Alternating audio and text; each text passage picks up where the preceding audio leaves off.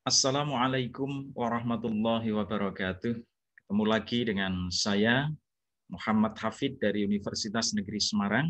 Pada video kali ini akan saya bahas tentang 3 kesalahan mahasiswa di dalam memilih variabel di model penelitian. Jadi tema ini dilatar belakangi pengalaman saya selama membimbing skripsi bagi mahasiswa S1, lalu tesis bagi mahasiswa S2, lalu disertasi bagi mahasiswa S3 yang masih kesulitan dan menemukan kesalahan-kesalahan ini pada saat tahap bimbingan awal, di saat mau menentukan atau memulai penyusunan skripsi, tesis, maupun disertasi. Juga pengalaman kami ketika menguji skripsi, tesis, maupun disertasi. Apa saja 3 kesalahan itu? Berikut ini penjelasannya. Yang pertama, variabel yang dipilih di dalam model tidak didukung teori yang mendasari keterkaitan antar variabel. Jelas ini tidak boleh. Jadi ini salah, ya, tidak boleh. Harus dihindari. Nah, saudara, keterkaitan atau pengaruh atau hubungan atau perbedaan apapun, ya, apapun yang dikehendaki di dalam tema riset itu, antar variabel itu harus didasari pada teori. Ada teori yang memayungi keterkaitan antar variabel, ya.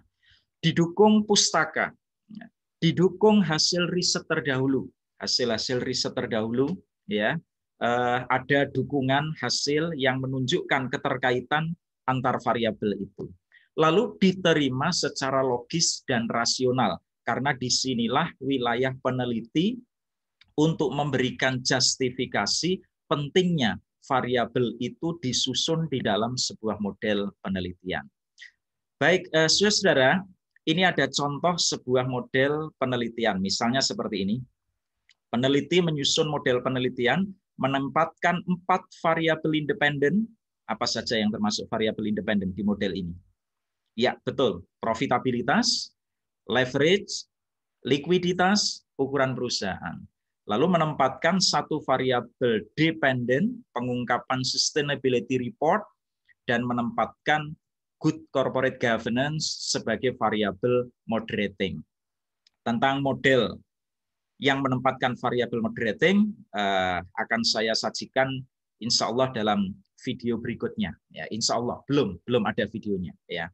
Nah, saya fokus saja yang mudah dulu diterima logikanya, keterkaitan antara variabel independen dengan dependen. Nah, ini harus didukung oleh teori. Di sini harus ada teori yang memayungi keterkaitan antar variabel. Ya, untuk mempermudah penjelasan ini, akan saya berikan contoh misalnya seperti ini. Pada sebuah model variabel X, variabel X, variabel X, ya, independen, lalu ada 1 variabel intervening, 1 variabel dependen. Nah, ketika kita menjelaskan keterkaitan antara profitabilitas terhadap firm value, walaupun profitabilitas di sini posisinya sebagai variabel intervening, tapi pada saat menjelaskan di sini, ini ya seperti menjelaskan keterkaitan variabel independen terhadap dependen. Misalnya ini didasari pada signaling teori. Jadi signaling teori penjelasannya, ya, apakah betul profitabilitas dapat mempengaruhi atau meningkatkan firm value, ya, berpengaruh terhadap firm value, berpengaruh positif, ya, meningkatkan, ya. Kita tahu bahwa signaling teori itu menyajikan bahwa informasi yang disampaikan oleh perusahaan merupakan sinyal yang akan direspon oleh pasar. Jadi informasi yang tersaji dalam laporan keuangan termasuk informasi mengenai profitabilitas ini akan direspon oleh pasar. Baik secara positif maupun negatif. Kalau profitabilitasnya tinggi direspon positif, kalau rendah direspon negatif, ya. Respon pasar ini akan tercermin dalam pergerakan harga saham sehingga akan mempengaruhi nilai perusahaan. Kalau firm value dihitung, variabel firm value menghitungnya dari dari harga saham, Nah, ini maksudnya ya. Jadi ini harus didukung teori. Jangan sampai saudara menempatkan variabel yang tidak ada dukungan teori. Sebagai contoh, dalam kelas saya sering ya mencontohkan pengaruh lebar pinggul direktur terhadap firm value perusahaan. Ini sama sekali nggak ada hubungannya, nggak ada pengaruhnya, nggak ada keterkaitannya. Walaupun kalau saudara paksa, saudara beri deretan angka, lebar pinggulnya PTA sekian, firm value-nya sekian, lebar pinggul direktur PTB sekian, firm value-nya sekian, diolah di statistik keluar angkanya, mungkin berpengaruh, tetapi ini tidak bisa diteliti karena tidak ada gayutan teori yang memayungi. Di buku-buku statistik masyhur atau terkenal, contoh-contoh yang diberikan pengaruh jumlah bangau terbang terhadap angka kelahiran, itu sudah masyhur contoh itu di buku statistik. Jadi itu yang pertama ya. Jadi variabel harus didukung teori ya. Lalu kesalahan yang kedua, antar variabel yang dipilih dalam model tidak memiliki level unit analisis yang sama. Ini juga tidak tepat. Tidak tepat. Apa itu unit analisis? Unit analisis adalah satuan yang di dalamnya terletak nilai sebuah variabel. Saya ulang. Satuan yang di dalamnya tertempel ada nilai sebuah variabel. Atau gampangnya, di dalam tabulasi data, yang dimaksud unit analisis adalah N-nya itu. Ya, jadi saudara menulis N1 sampai N300 itu apa?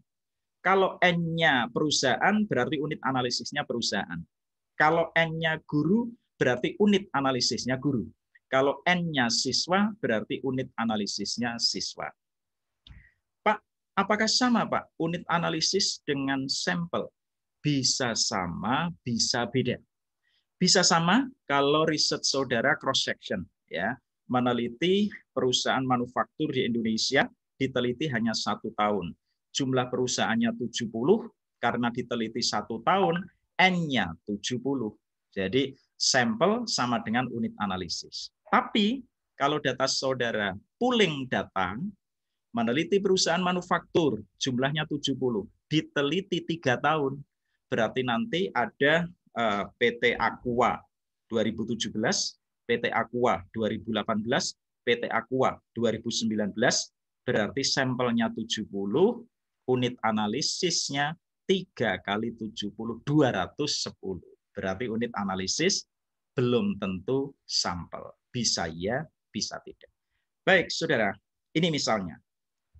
Profitabilitas, leverage, likuiditas, ukuran perusahaan, lalu pengungkapan sustainability report, lalu ada good corporate governance. Nah, ini unit analisisnya sama ya.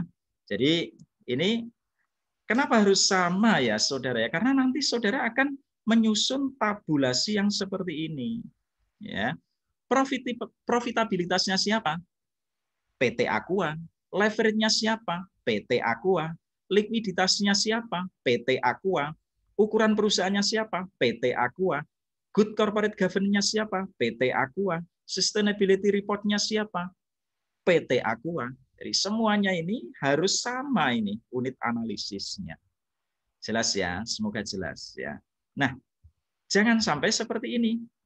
Misalnya, jadi model yang tadi seperti ini saya ganti leverage-nya dengan inflasi misalnya. Nah, ini inflasi. Saudara lihat, profitabilitasnya siapa? PT Aqua. Inflasinya siapa? Inflasinya se-Indonesia hanya ada 1 angka. 6% misalnya. Berarti unit analisis inflasi beda dengan profitabilitas, beda dengan likuiditas, beda dengan ukuran perusahaan, dan seterusnya. Ini yang saya katakan tidak tepat. Karena inflasi menjadi bukan variabel. Gejala atau faktanya tidak bervariasi. Ini ya. Pak, tapi saya lihat ada variabel inflasi, Pak, diteliti teman-teman saya dari studi pembangunan. Boleh. Asal unit analisisnya, inflasinya memang bervariasi. Contoh, meneliti pengaruh variabel apa, salah satunya inflasi terhadap kesejahteraan penduduk di Jawa Tengah, unit analisisnya kabupaten atau kota. Jadi ada 35. Jadi memang ada kesejahteraan penduduknya Kudus, ya, Demak, inflasinya Kudus, inflasinya Demak, berbeda itu.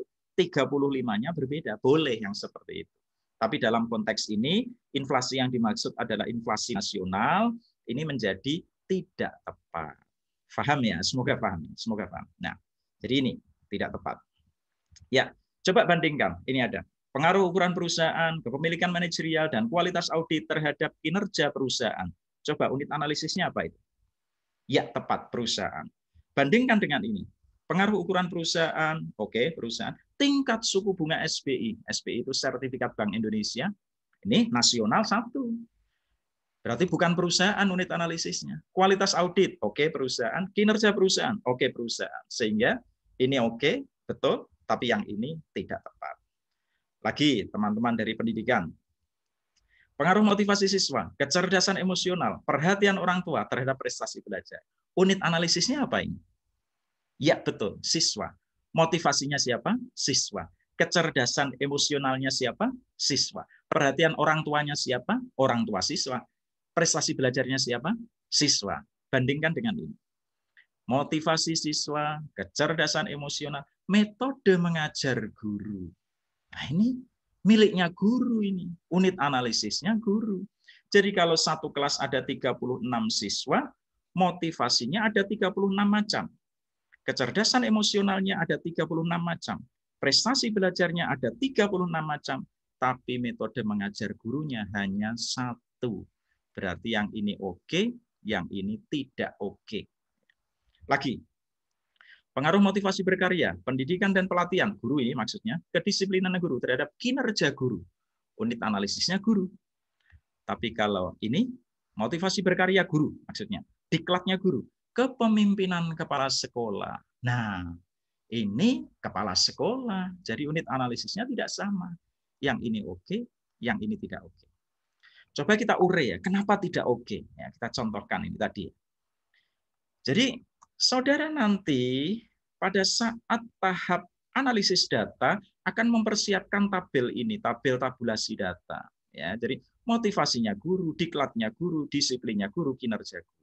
Tapi kalau yang sebelah kanan, motivasinya guru, diklatnya guru, kepemimpinan kepala sekolahnya tidak variabel. Kinerjanya kinerja guru. Memang ada yang memaksa. Sekali lagi, memaksa. Ya, memaksa dengan cara apa? Pak, ini saya pakai persepsi guru atas kepemimpinan kepala sekolah, Pak. Ya, memang kalau dipaksa seperti itu nilainya bisa menjadi bervariasi, ya. Syarat variabel terpenuhi.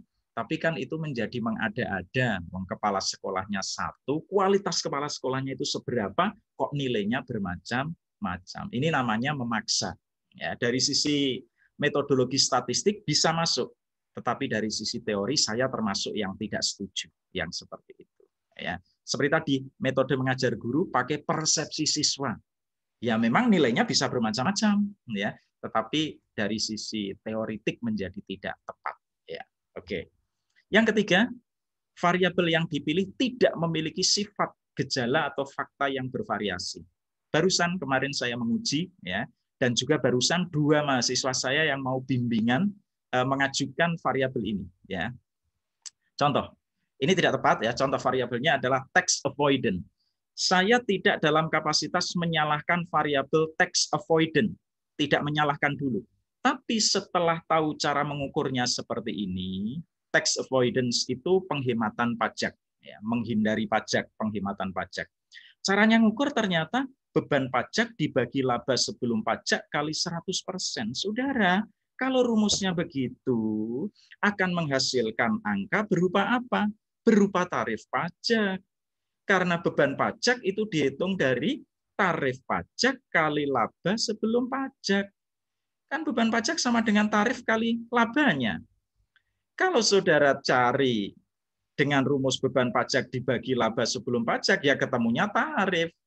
Angka tax avoidance pasti berupa angka yang sama atau tidak memiliki sifat gejala fakta yang bervariasi. Jadi begini, contoh ya, beban pajaknya 5 juta, laba sebelum pajaknya 100 juta, saudara masukkan rumus ini, ketemunya tax avoidance-nya ya 5%. 5% itu tak lain adalah tarif pajak. 5% kali 100 juta ketemu 5 juta. Mahasiswa yang saya uji menjawab begini, Pak, faktanya data yang saya peroleh beda-beda, Pak. Ada 7%, 8%, beda-beda. Nah, saudara, perbedaan itu bukan karena konsep, tetapi karena teknis memang tarif pajak di Indonesia itu progresif.